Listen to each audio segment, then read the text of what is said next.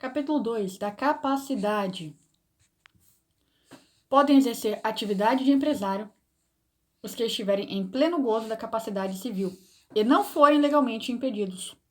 A pessoa legalmente impedida que exercer atividade própria de empresário, se a exercer, responderá pelas obrigações contraídas. Poderá o incapaz, por meio de representante ou devidamente assistido, continuar a empresa antes exercida por ele, enquanto capaz, por seus pais ou pelo autor da herança.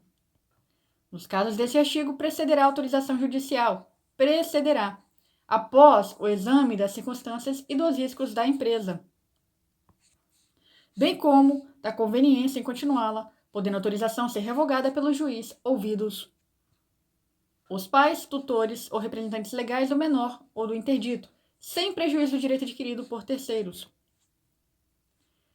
Não ficam sujeitos ao resultado da empresa os bens que o incapaz já possuía ao tempo da sucessão ou da interdição, desde que estranhos ao acervo daquela, devendo tais fatos constar do alvará que conceder a autorização.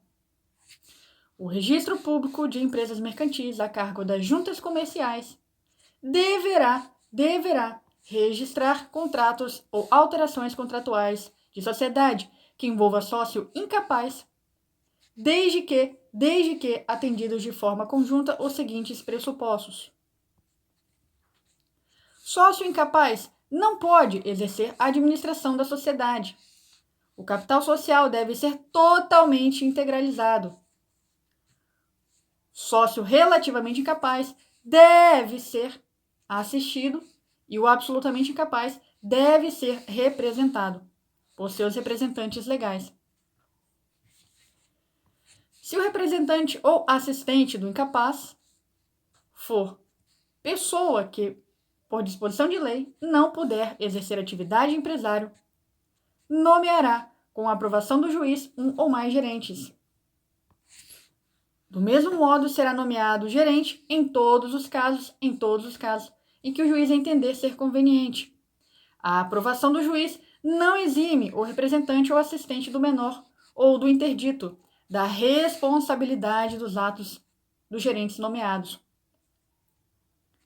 A prova da emancipação e da autorização do incapaz, nos casos do artigo 974, e de eventual revogação desta, serão inscritos ou averbados no Registro Público de Empresas Mercantis.